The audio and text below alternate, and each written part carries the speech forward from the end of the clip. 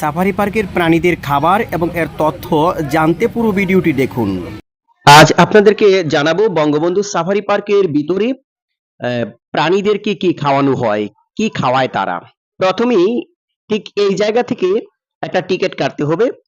প্রাপ্তবয়স্কদের জন্য প্রতি টিকিট 150 টাকা এবং 12 বছরের নিচে যারা আছে তাদের জন্য টিকিট 50 টাকা। ঠিক এখান থেকে একটা টিকিট কেটে আপনি প্রবেশ করুন এই রাস্তা দিয়ে এবং আপনার জন্য অপেক্ষারত যে এসি বাসটি আছে সে বাসটির কাছে চলে যান আর এই বাসের মধ্যে আপনি উঠে বসুন। কারণ হলো এই বাস ছাড়া আপনি এই প্রাণীগুলির ভেতর যেতে পারবেন না। তো বাসের ভিতর যখন এতগুলি যাত্রীর মাঝখানে আপনি বসবেন, ঠিক এই পথ দিয়েই আপনি যেতে থাকবেন। তা আপনি যখন যাবেন তখন এই গজারি বনের ভিতর দিয়ে প্রবেশ করলেই প্রথমে আপনার চোখে যে প্রাণীটি দেখবেন, সেই প্রাণীটির ডোরাকাটা দাগ দেখেই আপনি অনুমান করতে পারবেন এটি কোন প্রাণী। জি, জেব্রার কথা বলছি। এই জেব্রাই সবচেয়ে বেশি আছে বঙ্গবন্ধু সাফারি পার্কের ভেতরে। এই জেব্রাগুলি উন্মুক্তভাবে আছে, তাই এদের খাবার না দিলেও চলে, তারা ঘাস খায়, তারপরেও তাদের জন্য ঘাসের ব্যবস্থা আছে। আর বানরের জন্য খাবারের প্রয়োজন পড়ে না, পরে হরিণের জন্য খাবার। অনেক হরিণ খাবারের জন্য বাহিরে চলে আসে, তাদের খাবারের যখন ঘাটতি পড়ে তখনই বাইরে চলে আসে, কিন্তু ভিতরেও প্রচুর হরিণ থাকে। দেখুন কিছু হরিণ বাইরে চলে আসছে, তার কারণ হলো তাদের খাবারের প্রয়োজন। আর যখন আপনি প্রবেশ করবেন ভাল্লুকের ডেরায় তখন দেখতে পারবেন তারা কি খায়। আপনারা দেখুন তো, আমরা তো ভয়ে অস্থির হয়ে যাই এই প্রাণীটির নাম শুনলেই, কিন্তু এই প্রাণীটি আসলে খায় কি?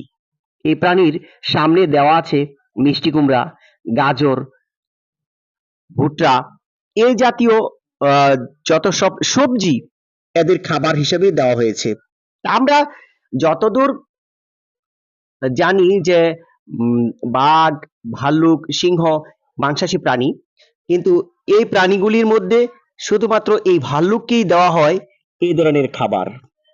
তো ভাল্লুকের ডেরা থেকে যখন আপনি বেরিয়ে যাবেন তখন দেখুন একটা গেট তারা খুলবে, খোলার পরে যখন আপনার গাড়িটি এটার ভিতরে প্রবেশ করবে তখন অন্য আরেকটা গেট খোলার জন্য যাবে, কিন্তু এই গেটটি পিছন দিয়ে বন্ধ করে দিবে। তার কারণ এর ভিতরে যে প্রাণীটি আছে সেটি আর কেউ নয়, বনের রাজা সিংহ।